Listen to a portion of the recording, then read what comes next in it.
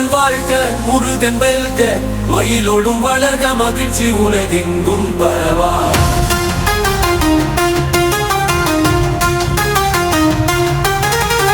மலை மேல் நிற்க மகிழ்வோசை கைக்க தேவர்கள் போற்ற செழுமதி காட்ட